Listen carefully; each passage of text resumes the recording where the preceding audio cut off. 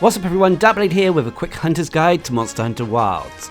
In this video I will be bringing you a guide and a build on how to farm the various rewards. This is all thanks to the Sakura Tide armor set, which has a set bonus allowing us to get more rewards such as Blossomdance tickets, Blossomdance vouchers, Blossom barrel bombs, so on and so forth. Now this build is an interchangeable build. I've tried to make it as universal as possible, which means that it can be used with any weapon. However, it works better with some weapons over others. Decoration heavy builds such as the bow may have a harder time using this build, or you'll have to make sacrifices in the build's comfort. So let's get into this. Now when it comes to the armor for this build, you want the Sakura Tide Headgear Alpha, the Numinous Shroud Beta, the Sakura Tide Braces Alpha, the Sakura Tide Obi Alpha, and the Sakura Tide Hakama Alpha. As for your charm, you'll want to go for a Challenger Charm 2, and when it comes to your mantle, this is down to personal preference. Now when it comes to the weaponry, this is where things get a little bit interesting. There's two weapons in particular I'd advise using regardless of what weapon you are using, as in what weapon category. So if you're using longsword, dual blade, switch axe, whatever, there are two weapon trees that really stand out with this Sakura Tide set bonus, and that is the Rathian weapons and the Lalabarina weapons. You'll normally want to go for ailment weapons as it ties into one of the skills featured on this build, but also ailment weapons generally seem to be weapons that can be used against any monster regardless of their elemental or ailment resistances. Having the choice between the Rathian and the Lalabarina weapons is normally the best choice because they have higher ailment ratings than the Artian weapons, and they come with bonuses on them, especially in the case of the Rathian weapon, that synergize well with this build. Failing that, I know there are some weapons that don't have Lalabarina or Rathian weapons, in which case Rompopolo or Gypseros weapons could be alternatives. Anyway, as for the decorations, first of all for your Rathian weapon you want to take a Venom Jewel and then some Expert Jewels. You can replace these decorations if you're using a weapon that relies on other aspects such as the Charge Blade or the Gun Lance with artillery and magazine decorations. As for the Lalabarina weapon, I'd recommend going for a Paralysis decoration and then Expert decorations again. As for the armor decorations, you want to take a Challenger Charm to max out Agitator. I'd then recommend a Sheath Jewel to max out Quick Sheath. This technically can be optional and you can replace it if you so wish. If you're using a stamina reliant weapon, I'd recommend changing this with a Constitution. A Shockproof decoration, 4 point in the Shock Absorber skill, especially if you're playing in multiplayer. Again, if you're using a stamina reliant weapon, you can replace this. And then you'll have 3 tier 2 decoration slots to play around with. For the most part, I'd recommend counter decorations to give you maxed out Counter Strike. Counter Strike at first may seem like a odd choice, but hear me out. With Counter Strike, should you get knocked back by a monster, you'll be granted a massive raw attack bonus, thus helping you finish the fight quicker. However, if Counter Strike doesn't get activated, it means you haven't been hit, and thus you'll finish the fight faster. Once again, if you're using a stamina weapon though, you may want to consider switching these out for refresh decorations. Now as for the skills, which is where things get interesting. First of all, you'll have Critical Eye, increasing the base affinity of this build.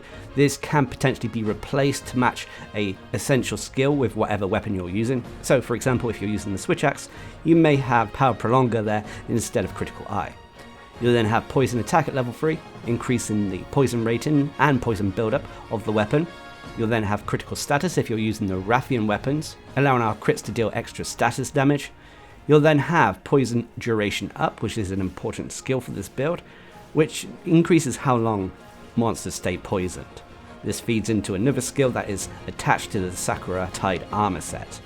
You'll then have Agitator at level 5, a skill that when a monster becomes enraged you'll gain increased raw attack and bonus affinity. You'll then have Foray at level 4. Wouldn't it be nice to max this out, as my OCD gets a little bit funny when skills aren't maxed out, but Foray is a skill that whenever a monster is blighted or affected by an ailment, so paralysis, or especially poison, which lasts quite a while, Foray will kick in, granting you bonus raw attack and base affinity. This is one of the main reasons we've gone for ailment weapons. Anyway, next up is Counter Strike at level 3, which I explained a moment ago, which when we get knocked back from a monster will gain increased raw attack. You'll then have Quick Sheath at level 3, which allows us to sheath our weapon more quickly.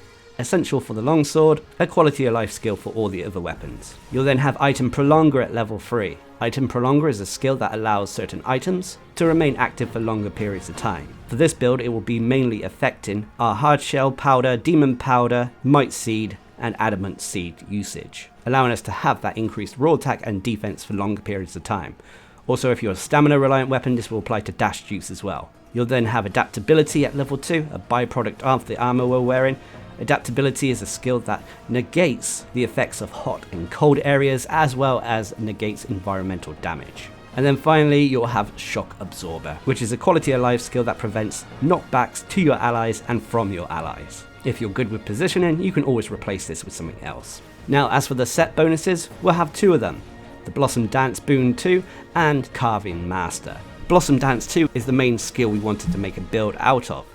Basically, during the Blossomdance Fest, it adds special items to your quest rewards. This includes Blossomdance tickets, Blossomdance vouchers which can be used at the canteen, pick a meal vouchers, Blossom barrel bombs, and barrel bowling bombs. These will not normally be obtainable without at least 2 or 4 pieces of this set bonus. However, these bonuses have no effect when you're joining a quest mid-hunt, unfortunately. So you have to wear this armor piece from the start of the hunt to the end of the hunt. It also applies to high and low rank quests, so you don't have to worry about that. But the 4-piece set gets a secondary bonus, which it greatly boosts your attack and your defense. It gives you a bonus 50 defense, and on top of that it gives you a whopping 8.8% attack bonus. So even though we're wearing a lower quality and lower tier armor set, during the Blossomdance Festival, this increase to our attack and defense makes up for that fact. And then finally you have the Carving Master set bonus for wearing 3 pieces of the Festival Spirit armor category.